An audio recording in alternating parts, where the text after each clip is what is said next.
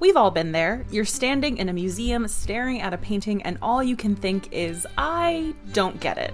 To me, knowing the story behind an artwork is a huge part of knowing how to look at it. I'm Amanda, the host of the Art of History podcast, where we view history through the lens of some really great works of art. Each episode, we dive deep into the bigger picture behind some familiar and maybe not so familiar pieces.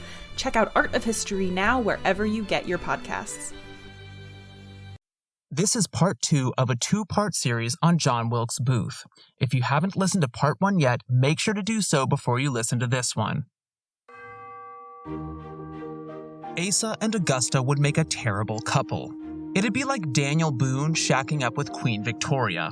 Asa Trenchard hails from the backwoods of Vermont and fancies himself, quote, about the tallest gunner, the slickest dancer, and generally the loudest critter in the state, unquote. Serve him up a supper of what he calls slapjacks and sit him by the hearth with a bottle of peach brandy and you'd have sent Asa to hillbilly nirvana.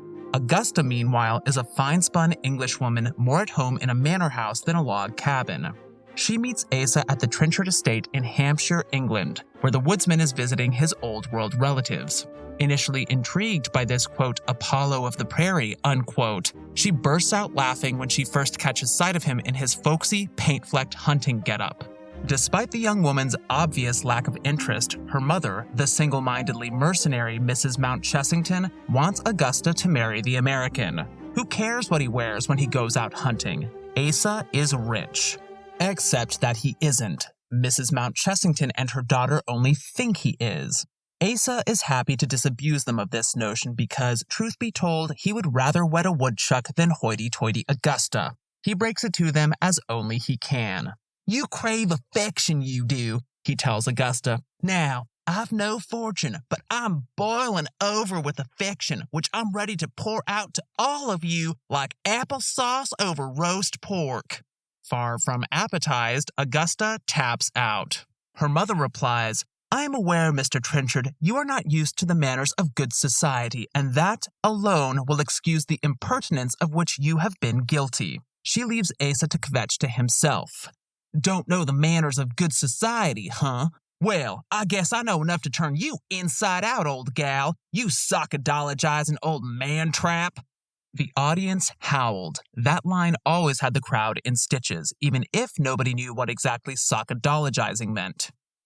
It was April 14th, 1865, and playgoers had come to Ford's Theater in Washington to partake of a comedy called Our American Cousin. The hour had just passed 10:15 p.m., and the actor playing Asa, Harry Hawk, was alone on stage as he griped about that man-trap Mrs. Mount Chessington. The room quieted down after that big collective belly laugh, and Hawk was preparing to make his exit when they all heard the pop. John Wilkes Booth had just shot the president. Most Americans know that Abraham Lincoln was watching a play when he was assassinated. Some can even tell you the title of that play. It's become a piece of morbid historical trivia. But few take the time to read Our American Cousin.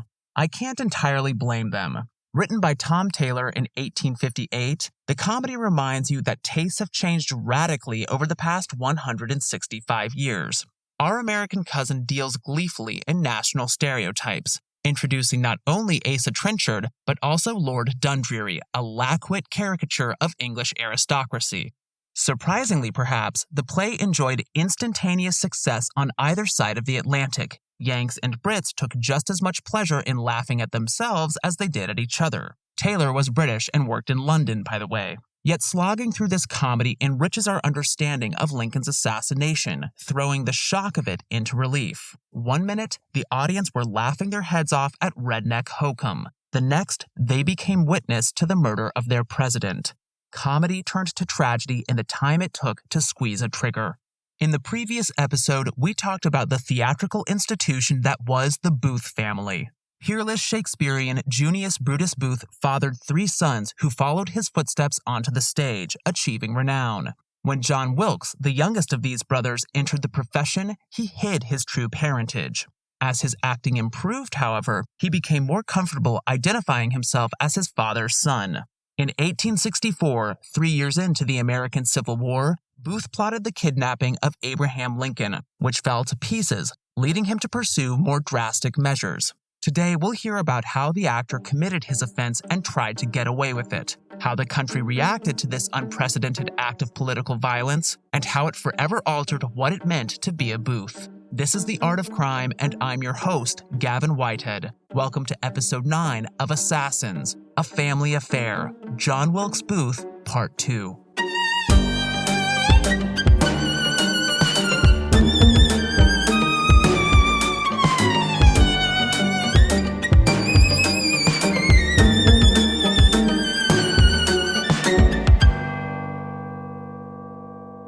Good Friday fell on April 14th in 1865. Merriment filled the U.S. Capitol, though not at all because of the religious holiday. 5 days earlier, Confederate General Robert E. Lee had surrendered at Appomattox Courthouse in Virginia. Yes, fighting continued, but to most observers, this capitulation signaled the end of the long and brutal Civil War. Now, it was time to celebrate. Washington transformed into a city of lights. By careful prearrangement, government offices, shops, hotels, and private residences across the Capitol illuminated lanterns, lamps, and gas jets. Some 60 candles burned at City Hall, one per window. The word peace blazed forth in gigantic letters on the facade of the War Department building. Bonfires provided further illumination. According to John Wilkes Booth's biographer, Terry Alford, quote, "The principal avenues looked like rivers of flame to the thousands of admiring men, women, and children who moved among them," unquote. The festivities were no less deafening than blinding. Brass musicians struck up patriotic tunes, while the steam horns of fire engines shrieked as if overcome with joy. The good cheer extended to Ford's Theater on 10th Street. It had opened its doors just a few years earlier. Constructed in 1833, the building originally housed a Baptist church until impresario John T. Ford purchased the property in 1861, converting it into a playhouse. Yet a fire damaged it the following year, and it wouldn't reopen until 1863.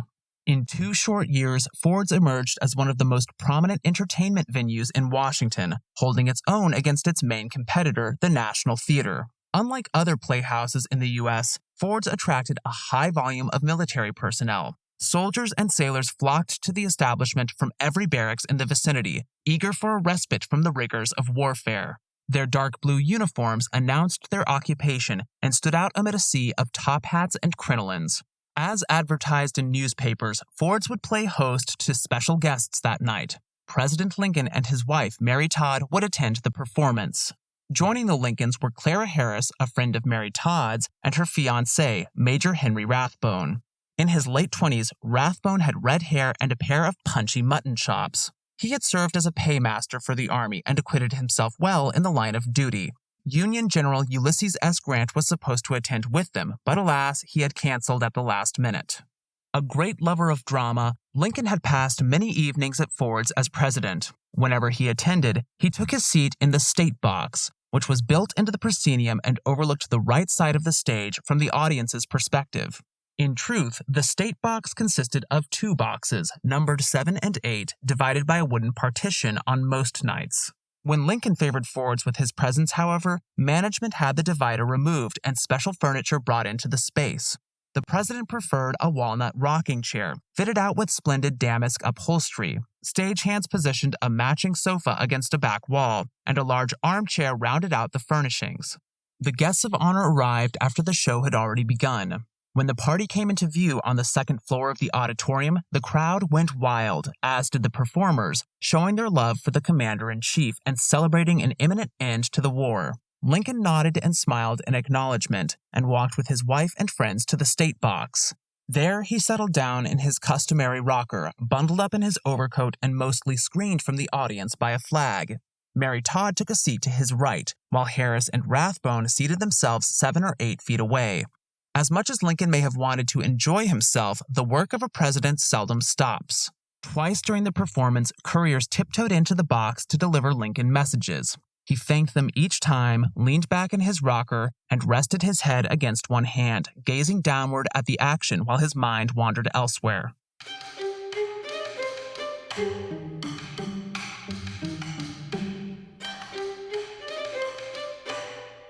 A American ingenue Janine Gourlay was on stage when she saw him. Cast in the role of Asa's love interest, Mary Meredith, and playing a scene with Harry Hawk, she happened to cast a glance into the crowd and spy her friend and fellow performer, John Wilkes Booth. He was standing near the back of the parquet, a section of the floor on the theater's main level. He wore a plain business suit of dark material, a quilted slouch hat on top of his head, and a pair of boots with spurs on his feet. Even at a distance, Gourlay noticed his pallor. Over the heads of the audience, his face showed as pale as death, she recalled. He was already gone when she finished her scene a minute or two later. It was 10:10 p.m. By now, Booth had taken the stairs up to the second-story dress circle, humming as he went. He carried a concealed single-shot derringer outfitted with a stylish walnut stock and silver mountings. Small enough to fit in the palm of his hand, this weapon could nevertheless deal out massive damage if fired at close range. Also on his person was a long Bowie knife. He made his way around the back wall of the playhouse toward the state box on the south side. Approaching the entrance, Booth came to a halt before presidential messenger Charles Forbes, seated on a chair. He would have to make it past Forbes to reach the president. Thinking fast, Booth produced a pack of visiting cards from his pocket. Flipping through them, he stopped and studied one before handing it to the attendant. Nobody knows what name was printed on the visiting card. Forbes recognized it, however, and raised his eyes to size up the carrier. Fiercely loyal to his longtime employer, Abraham Lincoln, Forbes would have defended the president if he had suspected trouble. At the same time, Forbes was far from a modern-day Secret Service officer. It wasn't his job to stand between Lincoln and any and all unauthorized visitors to the state box. If someone appeared to have come on urgent business, he ushered them in. Forbes saw nothing amiss about Booth and thus granted admission. He would later express profound regret. Booth opened the door and crossed the threshold into a dim and narrow corridor, 8 feet long by 4 feet wide. 2 wooden doorways along one side of the hall opened onto the box. Without a sound, Booth picked up a wooden plank and wedged one end of it against the door through which he had just passed, jamming the other end into a deep notch in the wall. Booth himself had carved it on a previous visit to Ford's, taking the opportunity to hide the pine wood board as well. The brace could withstand considerable force. Anyone wishing to enter the box would have no choice but to break down the door. Next, Booth approached the nearer of the 2 doorways and squinted through the peephole. There he was, Abraham Lincoln, right in front of him. He took a deep breath and drew his derringer. Down on stage, Asa was bad-mouthing Mrs. Mount Chessington. Mary Todd laughed along with others in the audience. The president turned to face the orchestra as if he had suddenly spotted a friend. Booth stepped forward and leveled his pistol at the back of Lincoln's head. "Freedom," he cried. Nearly 2,000 years before this moment, Julius Caesar's multiple assassins made the same declaration as they unsheathed their daggers. Booth pulled the trigger. The bullet penetrated the president's head behind his left ear. His right arm jerked upward in a violent convulsion, and then he slumped forward, his chin sagging downward onto his chest. He never made a sound, not even a sigh. For a moment, he seemed to have nodded off. A confused silence hung in the air. Letting his pistol fall to the floor, Booth forced his way past Mary Todd to the front of the box, brushing the shawl from her shoulders as he did so. He placed one boot on the cushioned balustrade and looked down below. He would have to jump 11+ feet to the stage. This height would have intimidated many in Booth's position, but the assassin was accustomed to making such leaps. As an actor, he had dazzled with daring feats of athleticism. He had sprung onto the boards from similar heights before. In fact, he had done so onto this very stage. Before he could lift himself up and over the ledge, however, Booth felt a pair of hands yank him backward into the box. They belonged to Major Henry Rathbone. At first stunned by the gunshot, he had whirled to his left and seen the shooter through a plume of white smoke, hurrying wraith-like toward the balustrade. Rathbone rose to his feet and lunged for the murderer, grabbing hold of him. Booth twisted around to face his assailant. "Let go of me or I will kill you," he growled. "No, I will not," was the officer's reply. The actor had not made a quick enough exit, and now he would have to fight his way out. His opponent was no lightweight, a combat veteran who had served with distinction. Rathbone held tight to the gunman in vain. "I might as well have attempted to hold a giant," he recalled. He seemed endowed with sinews of steel. Booth freed his right arm and raised it in the air. Rathbone followed its movement with his eyes and saw, to his horror, that Booth held a bowie knife. He plunged it downward, aiming to kill, while Rathbone lifted his left arm in defense. The blade sliced into him, severing an artery. Rathbone fell, paralyzed with pain and bleeding profusely. Spinning around, Booth raced back to the front of the box, placed a hand on top of the banister, and pulled himself onto it. Standing tall before the audience, he proclaimed in a loud, defiant voice, "Sic semper tyrannis," thus always to tyrants, the words Brutus supposedly uttered after cutting down Caesar. With that, Booth prepared to half jump, half drop to the ground. Just as his feet left the balustrade, however, a hand clawed at him from behind yet again. Biting through the pain, Rathbone had collected himself and grasped at the back of Booth's business coat. He gripped the garment only for it to slip through his fingertips an instant later. Rathbone sank back down to the floor. Yet he had not swiped at Booth in vain. The actor lost his center of gravity as the spur on his right heel became entangled in the frilly, patriotic bunting draped over the banister, ripping a flag to ribbons as he fell. He slammed onto the baize stage carpeting, letting out a cry of pain so piercing that cast members could hear it as distinctly backstage as they had the gunshot. His left fibula snapped on impact, roughly a foot above the ankle joint. For an instant, Booth remained frozen just as he had landed, his hands outstretched to break his fall as best he could, his left foot awkwardly pinned underneath him.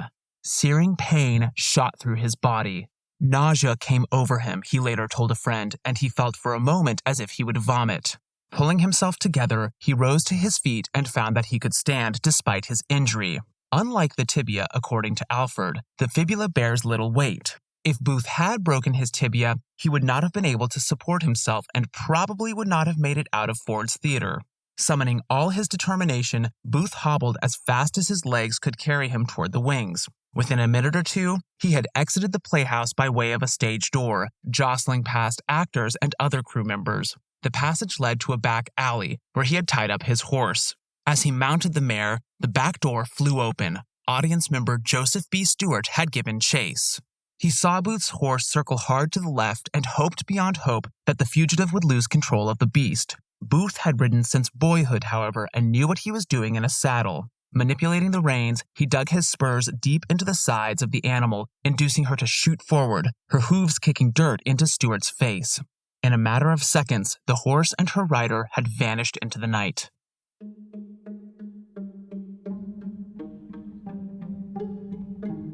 Booth rode like hell until he reached the foot of Soper's Hill in southern Maryland, just past the boundary of Washington, D.C.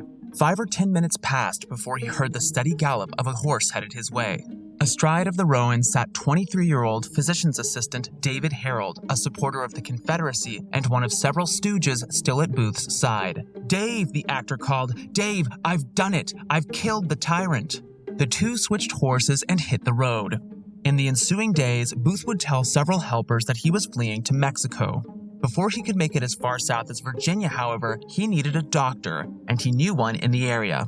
The horseman rode 17 miles down a lonely road, passing dark meadows dotted with tree stumps and cemeteries. If Booth had made the journey alone, he may well have gotten himself turned around. Yet as Harold later stated, he knew these parts, quote, better than the Lord's Prayer, unquote, and led the way. They came to a stop and tethered their horses before the home of Dr. Samuel Mudd. Jolted from sleep shortly after 4 a.m., the physician took a knife and cut the leg of Booth's boot down to the instep, tugging it off along with the sock. He had no idea he was aiding a killer. As his patient moaned, Mudd located the fracture and, for lack of a better option, fashioned makeshift splints using strips of a hat box he had ripped apart. He would later furnish Booth with a pair of crude crutches. After dressing the wound, Harold and Mudd helped the injured man upstairs, where he collapsed into a bed and dozed through first dawn into the early morning. Booth saw himself as a freedom-loving hero. To everyone else, he looked like shit. Quote, Booth's eyes had an almost unnatural expression, Mudd's wife Sarah testified later, either from excessive drinking or excessive mental excitement. His hair was in disorder, his clothes covered with mud, and he appeared unable to stand, unquote. In the words of Terry Alford, Booth had a black mark down the side of his face, like Cain.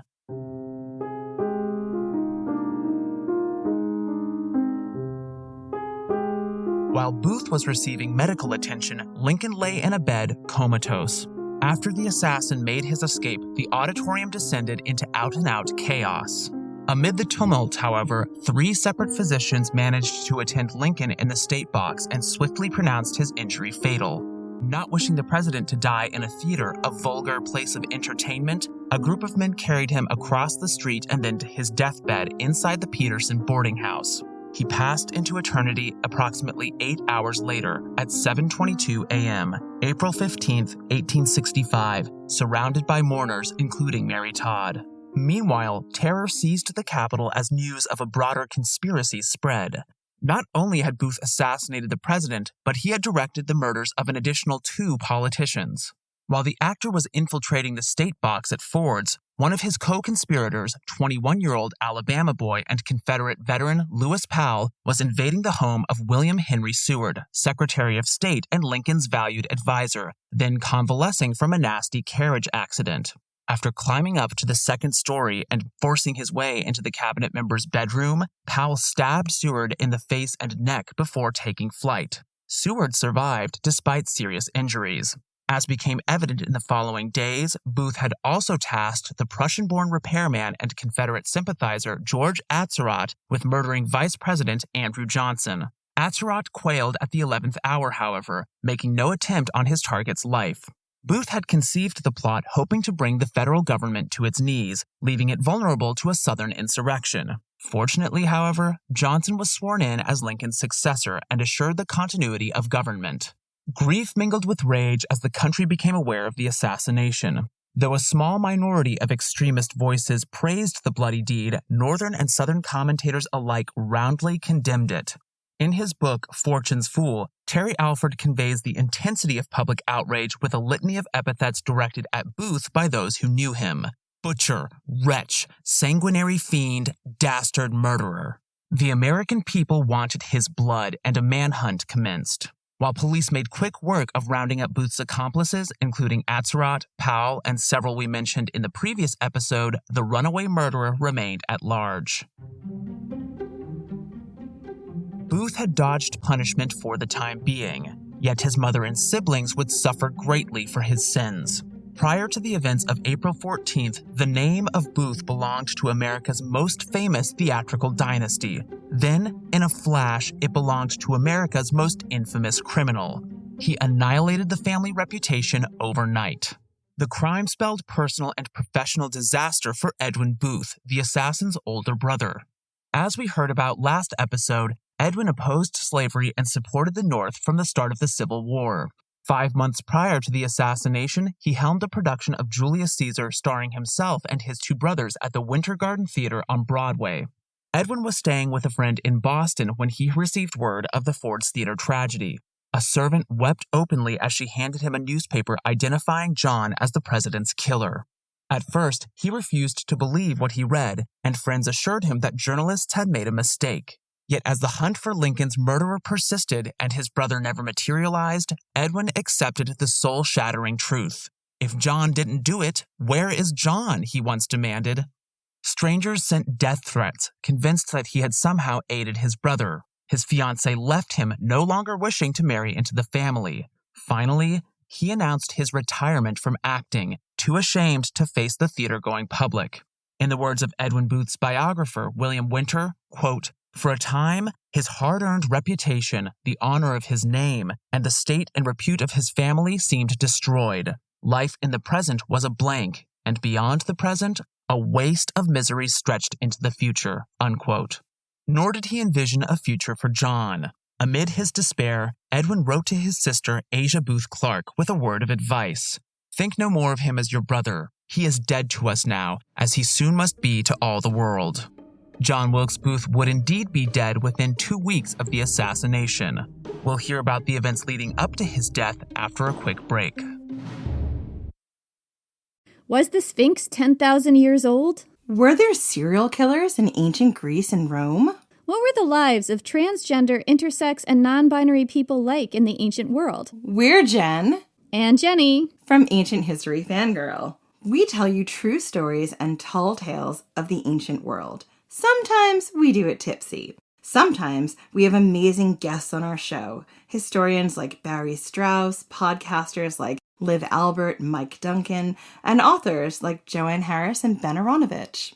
We take you to the top of Hadrian's Wall to watch the Roman Empire fall at the end of the world. We walk the catacombs beneath the temple of the feathered serpent under Teotihuacan. We walk the sacred spirals of the Nazca Lines in search of ancient secrets. And we explore mythology from ancient cultures around the world. Come find us at ancienthistoryfangirl.com or wherever you get your podcasts.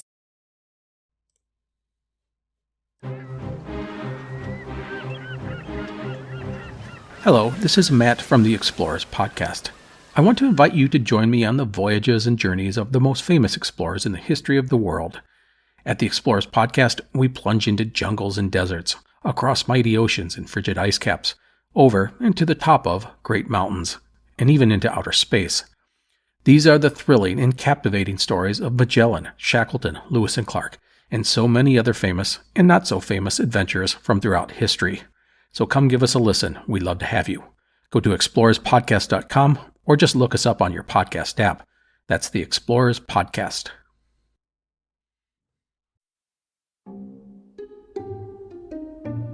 Virginia farmer Richard H. Garrett heard the dog barking and went to investigate. He, his wife Fanny, and their half-dozen children lived in a whitewashed, two-story country house with bookend chimneys. It stood at the end of a long, dusty lane in the town of Port Royal. Gullies ran along either side of the property, which was amply shaded by a grove of locust trees. Standing in the front yard, Garrett saw three men heading up the sandy walkway to his front door. One of them had gotten himself badly hurt and was limping along with a pair of janky crutches. The threesome stopped a few feet from Richard, and one of them introduced himself as a local boy named Jet before turning to his injured companion.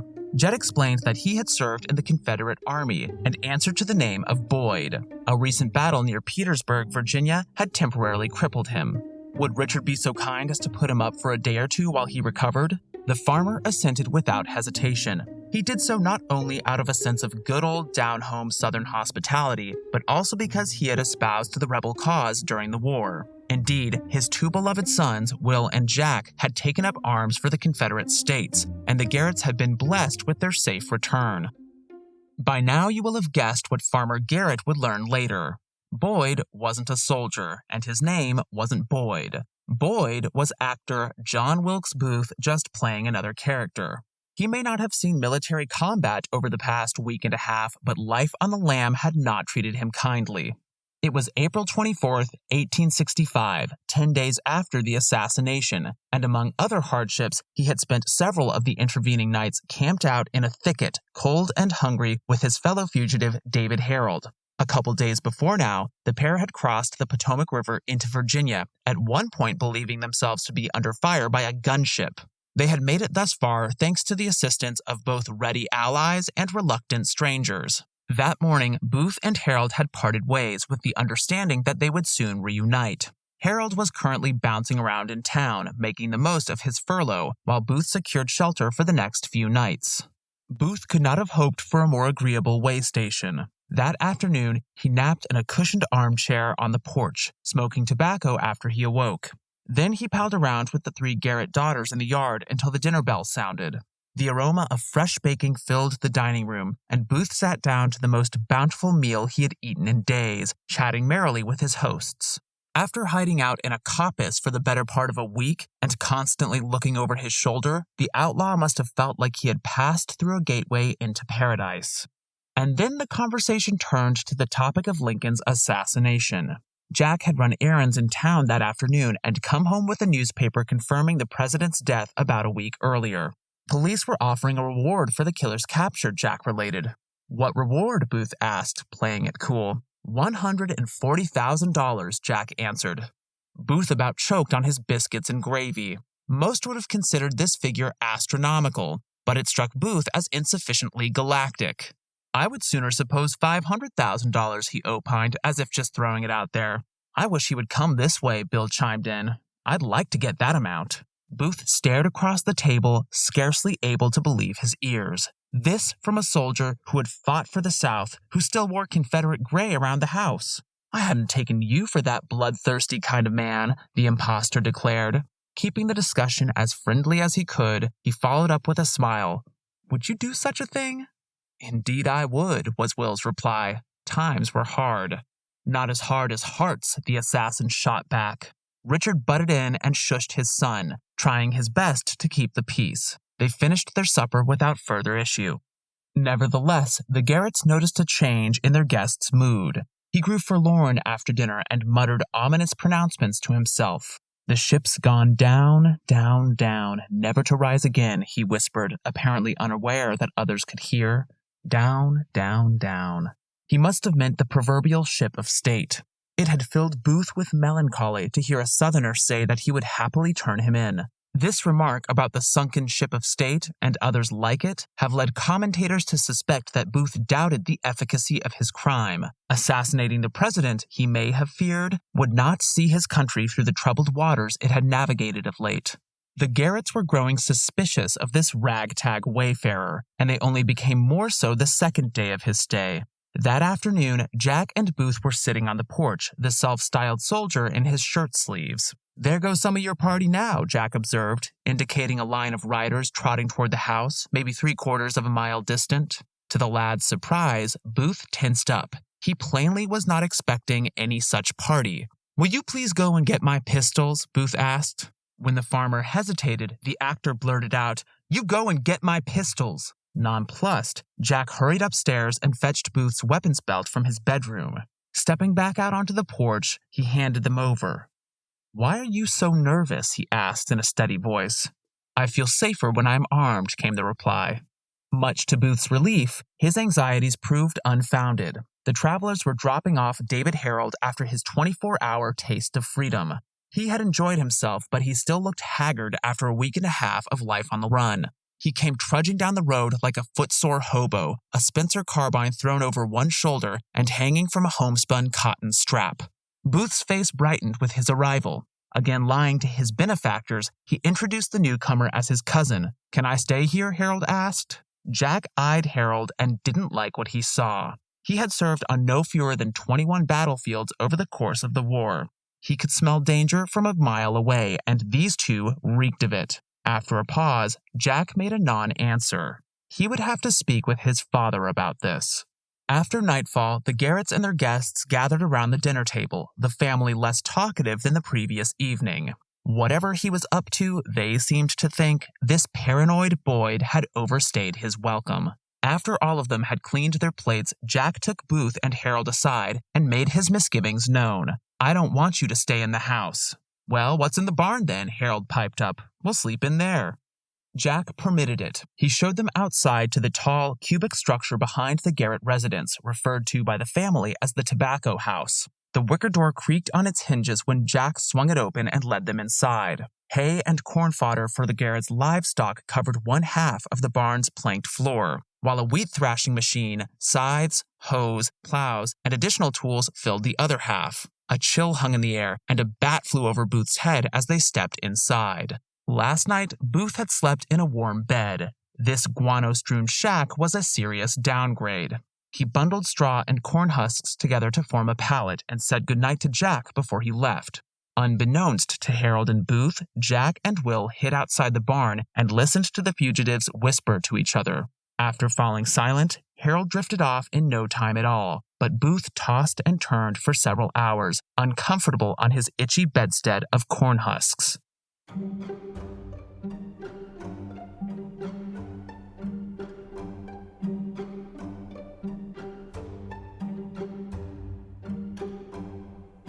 Booth jerked Harold out of his sleep shortly after 2:00 a.m. Don't make any noise, he said, sotto voce. Quiet as dead men, they heard the sound of a commotion outside, the baying of hounds, the pounding of hooves, the shouts of soldiers. There could be only one explanation. The law had caught up with them. Maybe they will go off thinking we are not here, Booth whispered. Fat chance. A few minutes earlier, 29 men had swarmed the farm under the leadership of federal detectives Everton Conger and Luther B. Baker. Inquiries in the area had brought them to the property, where the Garretts were known to be sheltering outsiders. Within minutes, a half-dozen armed men had formed a perimeter around the barn and adjacent outbuildings. Waiting and listening, they could make out the crackling of straw and the thud of floorboards. Somebody was hiding inside, all right, and they were certain that somebody was Booth. "You men had better come out of there," Detective Baker shouted. "We know who you are." "Who are you?" Booth demanded, loud enough to be heard by the Garrett family as they congregated around the front door to their house. "Never mind who we are," Baker responded. "We know who you are, and you had better come out and deliver yourselves up." "This is a hard case, I swear," the assassin replied. "Maybe I am being taken by my own friends," he added in a hopeful tone. The back and forth was trying Baker's patience. He and his men had been hunting these miscreants nonstop for 35 consecutive hours. Tired and short-tempered, he was in no mood to suffer fools. So he made the fugitives' options plain. There were only two, and they were non-negotiable. Either Booth and Harold could lay down their weapons and surrender in peace, or Baker and his men would set fire to the barn and smoke them out. Given this ultimatum, Booth requested 5 minutes to deliberate with Harold. Baker told them to take their time. The two hustled to the back of the barn. If they could just remove one of the planks, they could sneak out and run for their lives. None of them would budge, however, and as 5 minutes turned to 10 and then 15, an air of futility fell over them. There was no escaping this barn unnoticed, and there was no winning in a firefight with their pursuers. There were simply too many. Harold had come as far as he would go. "You had better give yourself up," he advised. "No," Booth declared. "I'll die like a man." A pause. "Let me go out and give myself up," Harold pleaded. "I never thought you would desert me," Booth breathed, incredulous. "I wouldn't leave a dog under such circumstances." "I don't intend to be burnt alive," Harold responded.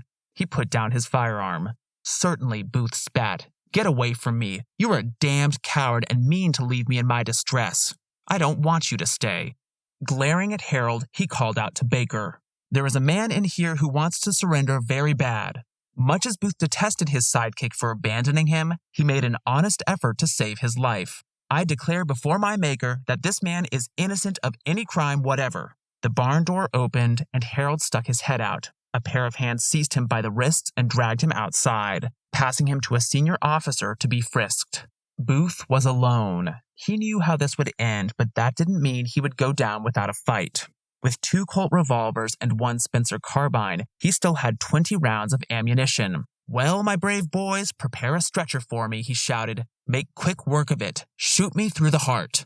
The assassin had chosen the second option then. Stationed at the rear of the barn, Detective Conger twisted a handful of straw together, lit it with a match, shoved it through a gap in the barn's boarded wall, and let it drop to the floor. It fell on a heap of bone-dry stubble that caught aflame in milliseconds. The blaze lit up the barn's interior, illuminating its occupant to the cavalrymen outside. They trained the barrels of their guns right at him, ready to fire if given the order. Panicking, Booth hobbled toward the bonfire, a carbine in one hand and a crutch in the other. He tried to stamp it out with his good leg at first, to no avail. Then he picked up an overturned table lying to one side and threw it on top of the flames to smother them. The fire had already grown too large. Booth coughed heavily as smoke enveloped him, billowing outward into the night air. The wooden walls crackled in the extreme heat. Detective Baker peered through the door. He saw Booth inside, flanked by fire. The assassin turned to face the exit and ran a hand through his hair. He straightened his back, drawing himself up to his full height. "One more stain on the old banner," he cried. "Do your worst." He threw his crutch to the floor and drew a pistol with his free hand, aiming his carbine at the door with the other. He took an unsteady step in Baker's direction. Many of the soldiers watching this drama wanted the assassinating bastard dead. Even so, they marveled at his fearlessness. One witness who deplored Booth's crime nevertheless testified, quote, "I was twice wounded in the war, was under fire at many of the most disastrous battles, led my command right through the teeth of almost certain annihilation, and yet this exhibition of sublime courage, with death lurking in every corner, was a lesson to me," unquote. Standing next to Baker was Sergeant Boston Corbett. Aged 32, he had immigrated from England and obtained U.S. citizenship, jobbing as a hat finisher before enlisting in the 16th New York Cavalry. He was a devout Christian and styled his hair in imitation of Christ, parted down the middle as Jesus's was often depicted at the time. As Booth advanced on him and Baker, there was no doubt in Corbet's mind that the wanted man would fire his weapons, and Corbet would not allow him to inflict further harm than he had already. He rested his Colt on his left arm and pointed it at Booth. 4 years earlier, after the outbreak of war, Corbet had had the honor of shaking Lincoln's hand. Tears had sprung to the president's eyes as he thanked the young soldier and his New York militiamen for helping to safeguard Washington, D.C. Like countless others, Corbet had joined the hunt for Lincoln's killer with a vengeful zeal. Pressing the palms of his hands together in prayer, he had nightly implored his heavenly Father for the privilege of slaying this traitor of all traitors, of meting out justice like they do in the Old Testament, an eye for an eye, a bullet for a bullet. Gripping his revolver in the very same hand that had shaken Lincoln's, Corbet aimed right for the assassin's head, precisely where Booth had shot his victim. "I heard the voice of God calling on me to fire," Corbet recalled. "God commanded me to do it." He obeyed. Corbet squeezed his trigger finger, and after a loud pop, the bullet whizzed into the barn and struck Booth in the neck. He gave a grunt like a wounded ox and tumbled headfirst onto the floor. The bullet had severed the 4th and 5th vertebrae of his spinal column. Baker and another cavalryman flew into the barn and pounced on the rebel, wresting the pistol and carbine from his hands. Booth lay unconscious, apparently paralyzed. Aided by a few others, Baker lifted the assassin's body and carried him out of the inferno, laying him in the dirt. He regained consciousness there on the ground. His face muscles twitched, his eyes opened, glazed in the firelight. Drenched in sweat, strands of hair falling down on his forehead, he struggled to speak.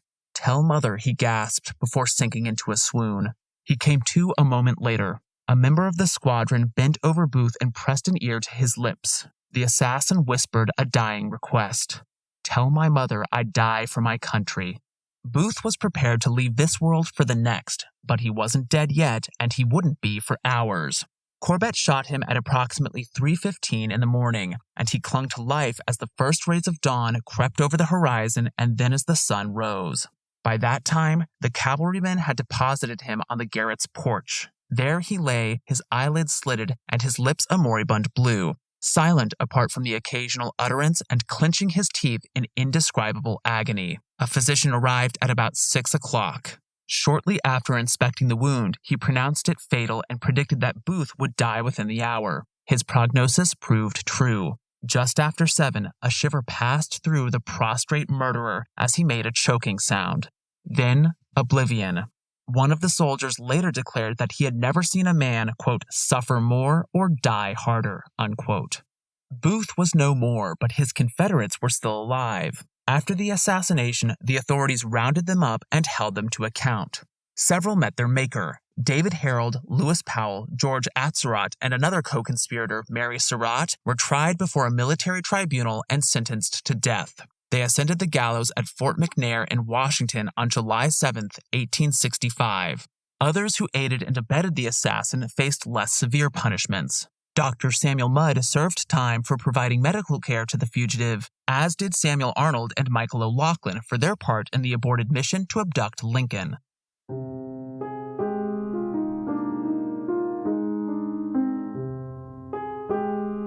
Why did Booth assassinate Lincoln? What did he hope to accomplish? These questions echoed across the country at the time of the crime and continue to do so to the present moment. They are worth asking, partly because Booth at first targeted Lincoln with a military aim in mind. As we discussed in the previous episode, he originally planned to kidnap the president to revive the prisoner exchange and replenish the Confederacy's depleted armies.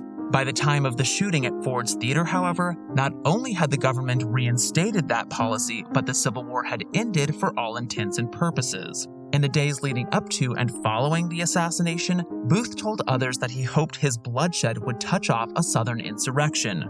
Viewed from a certain angle, this desire recalls the thinking of a man Booth admired despite their wildly divergent beliefs, radical abolitionist John Brown. After all, Brown led the ill-fated raid on Harper's Ferry, Virginia, in hope of galvanizing a nationwide slave revolt. Though rooted in diametrically opposed political views, each violent act proved equally ineffective. The demise of Lincoln did not give way to a Southern uprising.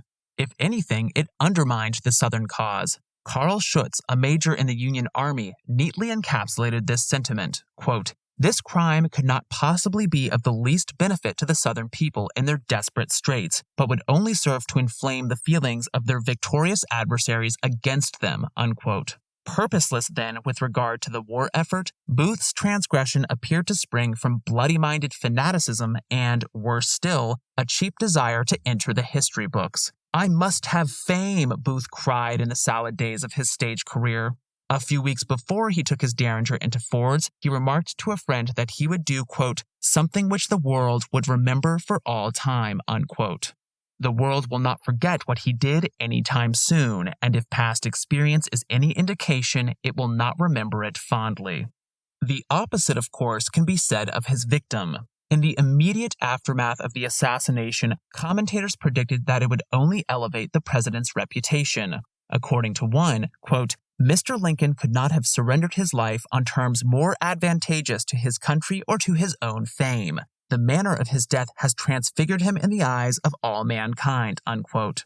In the present moment, Lincoln is often cited as the greatest president in U.S. history, and his likeness adorns the penny as well as the $5 bill, making him a small yet essential part of everyday life. In the eyes of many observers, Lincoln died a martyr, giving his life to save a divided nation, and the timing of the assassination buttressed this perception. As much as Booth styled himself as a latter-day Brutus cutting down a Caesar, he committed his crime on Good Friday. In so doing, he aligned Lincoln's death with that of Jesus Christ.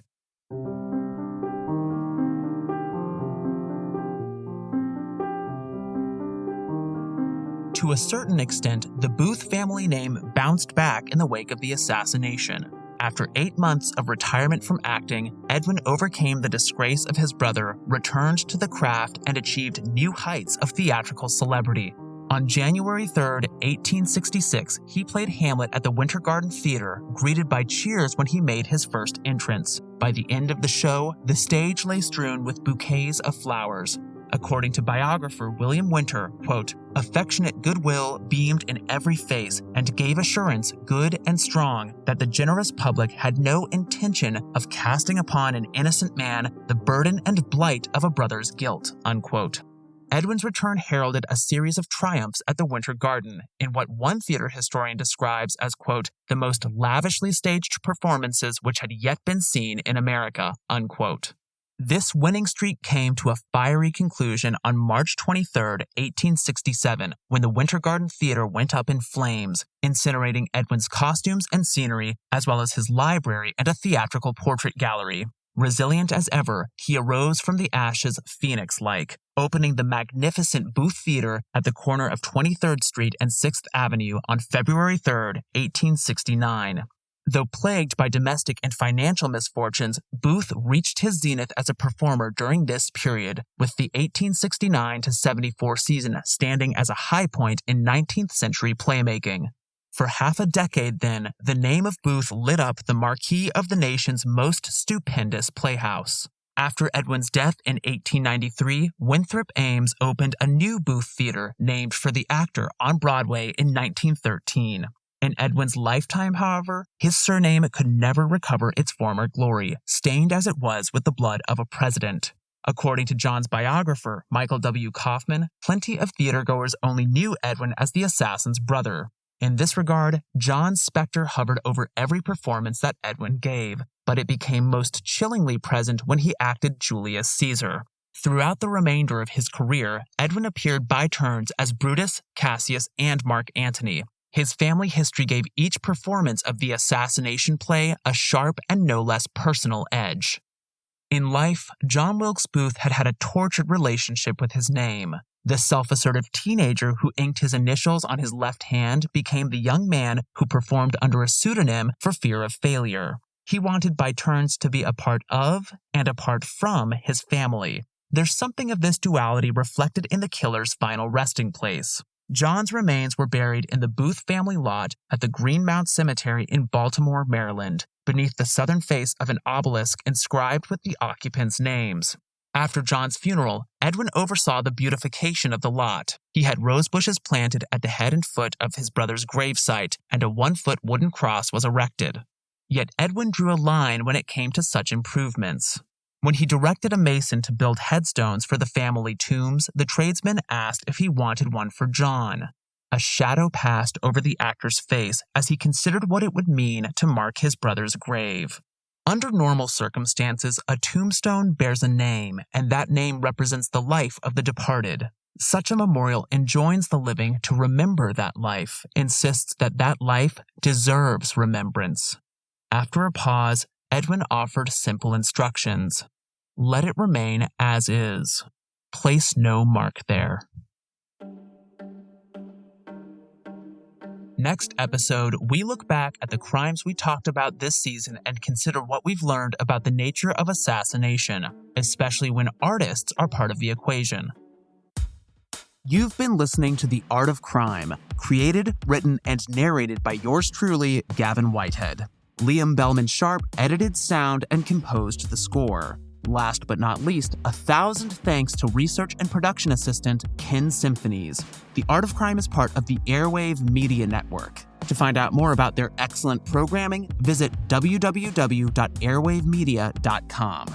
If you like what you heard on The Art of Crime, please tell the world, by which I mean everyone you know, plus the occasional stranger. Also, if you can, take a moment to rate and review the podcast. It goes a long way in helping others find out about the show. Finally, all throughout history, artists have relied on the support of patrons to make their work. The same holds true for podcasters making shows about historical artists, so please consider making a donation at www.patreon.com/artofcrimepodcast. Every bit counts and is massively appreciated. As a reminder, be sure to check out the Art of Crime website at www.artofcrimepodcast.com. It features all kinds of images relevant to the show, including maps, drawings, paintings, photographs, sheet music, and more. You can also follow us on Facebook at Art of Crime Podcast, Instagram at Art of Crime Podcast, and Twitter at Art of Crime Pod. If you have questions, comments, or feedback, please don't hesitate to drop me a line at artofcrimepodcast@gmail.com. Thanks for listening, and until next time.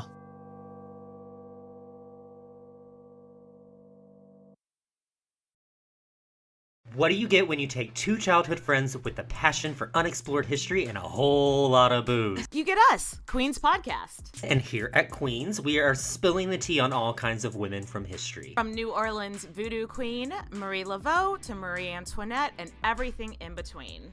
Each queen is paired with a cocktail recipe that will totally get you in the mood to hear the fun, dramatic, and juicy stories of fascinating women from history. Listen wherever you get your podcasts. Cheers!